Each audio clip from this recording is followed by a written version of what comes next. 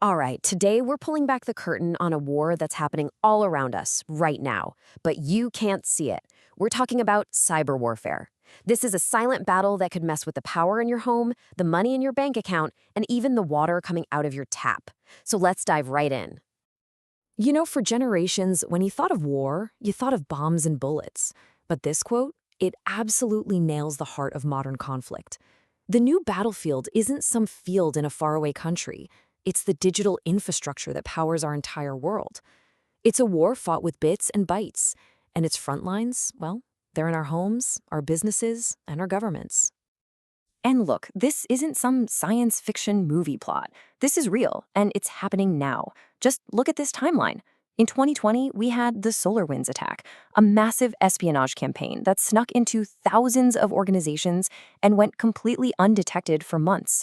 Then, a year later, the Colonial Pipeline hack literally shut down the fuel supply to the entire US East Coast. That caused actual panic and shortages.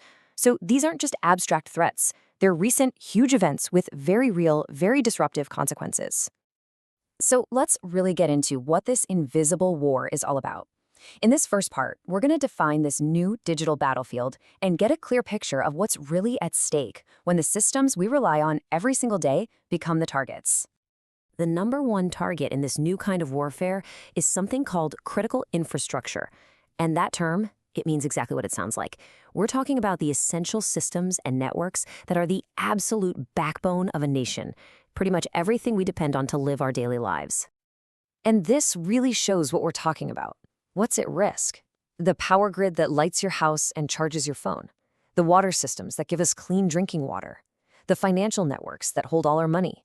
The trains and planes we use to get around. And, maybe scariest of all, the healthcare services we need when we're sick. Attacking these doesn't just disrupt a computer, it disrupts society itself. Okay, so if that's the battlefield, then who are the soldiers in this invisible war? Who are the people or the groups that have the power to cause this kind of chaos? Let's meet the attackers. So they generally fall into two main camps.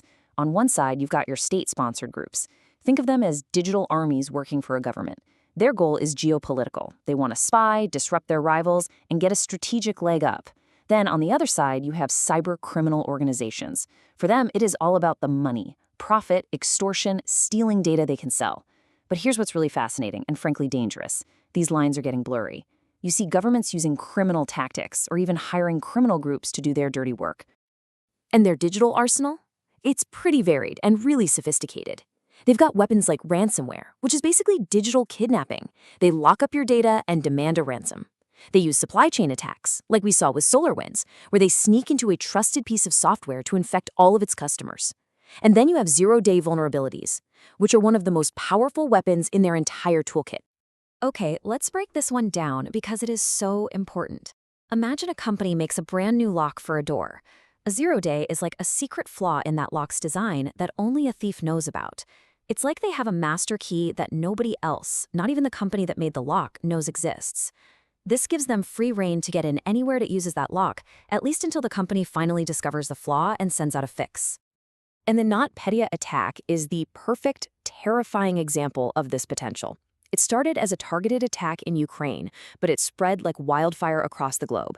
And here's the thing, it wasn't designed to make money. It was designed purely to cause chaos. And it did. It crippled Maersk, a global shipping giant, and ended up costing companies an estimated 10 times billion dollars. Think about that. One single piece of code caused global paralysis. Now, I know that sounds incredibly bleak, but there is a massive ongoing effort to fight back. So let's flip the script and look at the other side of this war, the digital defense, the Guardians and their shields. The really crucial thing to get here is that defense isn't just one big wall. It's a deep, multi-layered strategy. First up is intelligence. You gotta know your enemy before they strike. Second, you harden your networks.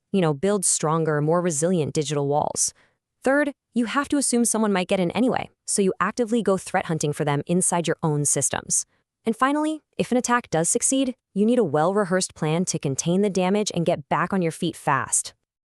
And the technology behind the defense is getting way smarter. Defenders are now using artificial intelligence and machine learning to do what a human just can't: watch trillions of data points in real time.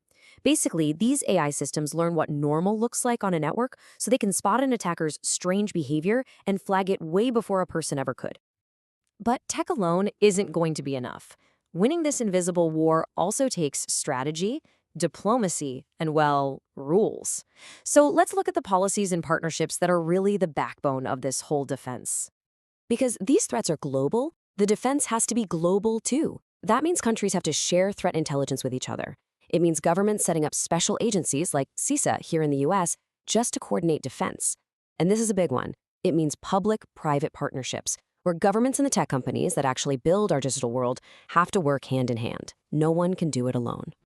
This all leads to a really complex, really tricky question.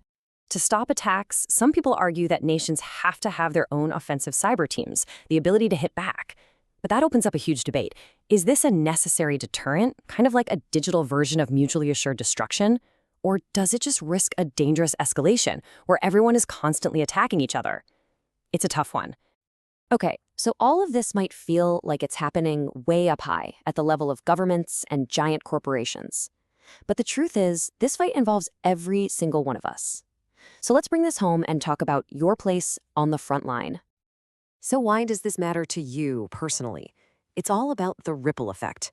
A successful attack on a hospital doesn't just crash a server, it could cancel surgeries. An attack on a pipeline doesn't just hurt a company's bottom line, it affects your ability to fill up your car and get to work. We are all plugged into this infrastructure, so we are all affected when it gets hit. The good news is, you can absolutely be part of the solution. These simple steps right here are like your personal defense kit. Using strong, unique passwords for different accounts, turning on multi-factor authentication whenever you can, that one thing alone stops the vast majority of attacks. Being a little skeptical of suspicious emails, and keeping your phone and computer updated, these aren't just good habits, they are literally acts of collective defense. So we'll end with this thought to chew on. As our physical and digital lives continue to merge into one, the whole idea of a contained battlefield just disappears. The front line is everywhere, and the defense, well, that's a shared responsibility for all of us. The invisible war is here, and understanding it is the first, most important step to securing our future together.